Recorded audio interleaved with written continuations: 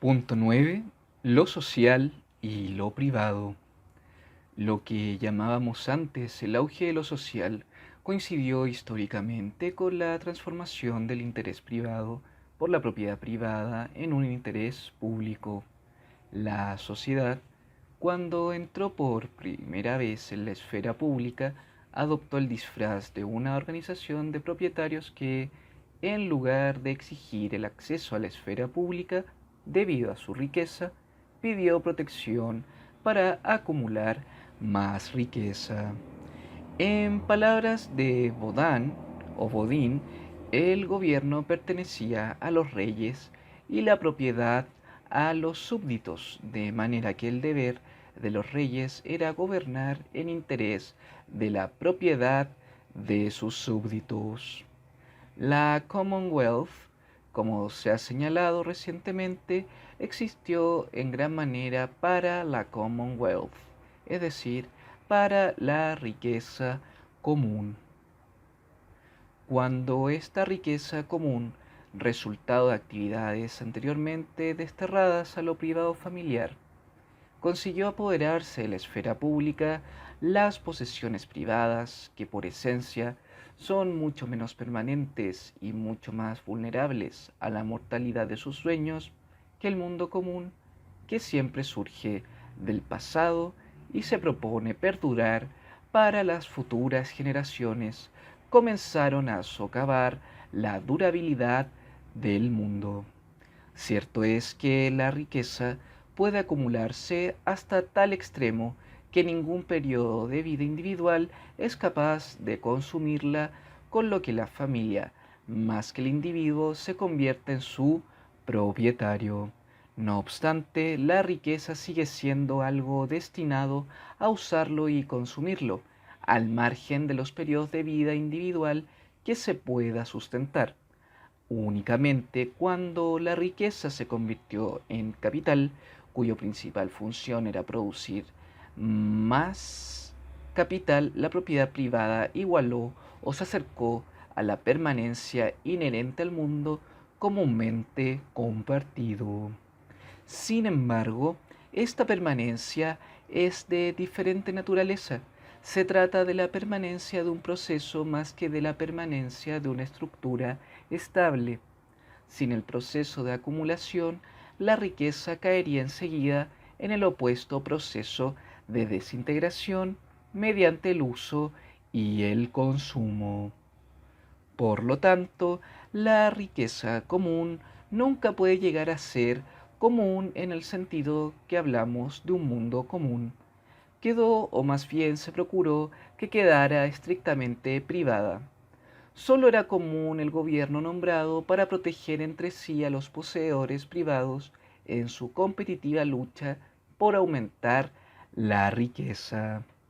La evidente contradicción de este moderno concepto de gobierno, donde lo único que el pueblo tiene en común son sus intereses privados, ya no ha de molestarnos como le molestaba a Marx, puesto que sabemos que la contradicción entre privado y público, típica de las iniciales etapas de la Edad Moderna, ha sido un fenómeno temporal que introdujo la compleja extinción de la misma diferencia entre las esferas pública y privada, la sumersión de ambas en la esfera de lo social. También por lo anterior nos hallamos en una posición mucho mejor para darnos cuenta de las consecuencias que, para la existencia humana, se derivan cuando desaparecen las esferas pública y privada. La primera porque se ha convertido en una función de la privada y la segunda porque ha pasado a ser el único interés común que queda. Visto desde este punto de vista, el descubrimiento moderno de la intimidad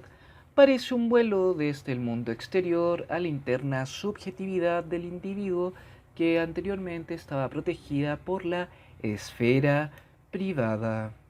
La disolución de esta esfera en lo social puede observarse perfectamente en la progresiva distinción entre propiedad y riqueza, entre los fungibles y los consubtibles de la ley romana. Pierde todo significado ya que la cosa tangible, fungible, se ha convertido en un objeto de consumo. Perdió su privado valor de uso que estaba determinado por su posición y adquirió un valor exclusivamente social, determinado mediante su siempre cambiante intercambiabilidad, cuya fluctuación sólo podía fijarse temporalmente relacionándola con el común denominador del dinero. En estrecho contacto con esta vaporización de lo tangible se hallaba la más revolucionaria contribución moderna al concepto de propiedad, según la cual ésta no era una fija y firmemente localizada parte del mundo adquirida por su dueño de una u otra manera, sino que por el contrario tenía su origen en el propio hombre, en su posesión de un cuerpo y su indisputable propiedad de la fuerza de este cuerpo que Marx llamó fuerza de trabajo. Así, la propiedad moderna perdió su carácter mundano y se localizó en la propia persona, es decir, en lo que un individuo solo puede perder con su vida. Históricamente, el supuesto de Locke de que la labor del cuerpo de uno es el origen de la propiedad resulta más que dudoso, pero si tenemos en cuenta el hecho de que ya vivimos bajo condiciones en la que nuestra propiedad más segura es nuestra habilidad y fuerza de trabajo, es más que probable que esto llegará a ser verdad, porque la riqueza, tras convertirse en interés público, ha crecido en tales proporciones que es casi ingobernable por la propiedad privada.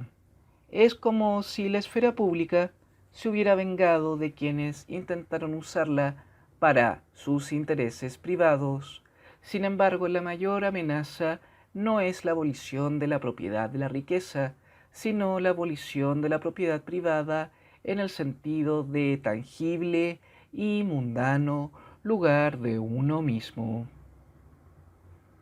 Con el fin de comprender el peligro que para la existencia humana deriva de la eliminación de la esfera privada, para la que lo íntimo no es un sustituto muy digno de confianza,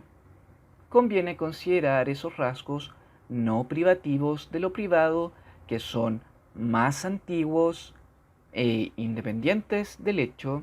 que el descubrimiento de la intimidad. La diferencia entre lo que tenemos en común y lo que poseemos privadamente radica, en primer lugar, en que nuestras posesiones privadas que usamos y consumimos a diario se necesitan mucho más apremiantemente que cualquier porción del mundo común. Sin propiedad, como señaló Locke, lo común no sirve. La misma necesidad que desde el punto de vista de la esfera pública solo muestra su aspecto negativo como una carencia de libertad, posee una fuerza impulsora cuya urgencia no es equilibrada por los llamados deseos y aspiraciones más elevados del hombre. No solo será siempre la primera entre las necesidades y preocupaciones del hombre, sino que impedirá también la apatía y desaparición de la iniciativa que, de manera tan evidente, amenaza a las comunidades ricas de todo el mundo.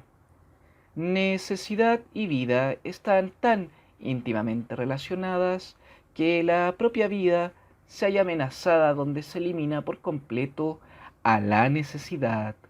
porque la eliminación de la necesidad, lejos de proporcionar de manera automática el establecimiento de la libertad, solo borra la diferenciada línea existente entre libertad y necesidad. Las modernas discusiones sobre la libertad, en las que ésta nunca se entiende como un estado objetivo de la existencia humana, sino que o bien presenta un insoluble problema de subjetividad, desarrolla, se des- de voluntad enteramente indeterminada o determinada o se desarrolla a partir de la necesidad, señalan todas el hecho de que la objetiva y tangible diferencia entre ser libre y ser obligado por la necesidad ha dejado de captarse. La segunda característica sobresaliente y no privativa de lo privado es que las cuatro paredes de la propiedad de uno ofrece el único lugar seguro y oculto del mundo común público, no sólo de todo lo que ocurra en él, sino también de su publicidad, de ser visto y oído. Una vida que transcurre en público, en presencia de otros, se hace superficial. Si bien retiene su visibilidad, pierde la cualidad de surgir a la vista desde algún lugar más oscuro que ha de permanecer oculto para no perder su profundidad en un sentido muy real y no subjetivo. El único modo eficaz de garantizar la oscuridad de lo que requiere permanecer oculto a la luz de la publicidad es la propiedad privada, lugar privadamente poseído para ocultarse. Si bien es natural que los rasgos no privativos de lo privado aparezcan con mayor claridad cuando los hombres se ven amenazados con perderlo, el tratamiento moderno de la propiedad privada por los cuerpos políticos premodernos indica a las claras que los hombres siempre han sido conscientes de su existencia e importancia. Esto, sin embargo, no les hizo proteger las actividades en la esfera privada, sino más bien las fronteras que separaban lo previamente poseído de las otras porciones del mundo, del propio mundo común. Por otra parte, el rasgo característico de la moderna teoría política y económica, hasta donde considera la propiedad privada como tema crucial, ha sido acentuar las actividades privadas de los propietarios y su necesidad de protección por parte del gobierno en beneficio de la acumulación de riqueza a expensas de la misma propiedad tangible. Lo importante para la esfera pública no es, sin embargo, el espíritu más o menos emprendedor de los hombres de negocios, sino las vallas alrededor de las casas y jardines de los ciudadanos. La invasión de lo privado por la sociedad, la socialización del hombre, Marx, se realiza de manera más eficiente por medio de la expropiación, si bien no es la única forma. Aquí, como en otros aspectos, las medidas revolucionarias del socialismo o del comunismo cabe reemplazarlas por el más lento y no menos seguro marchitamiento de la esfera privada en general y de la propiedad privada en particular.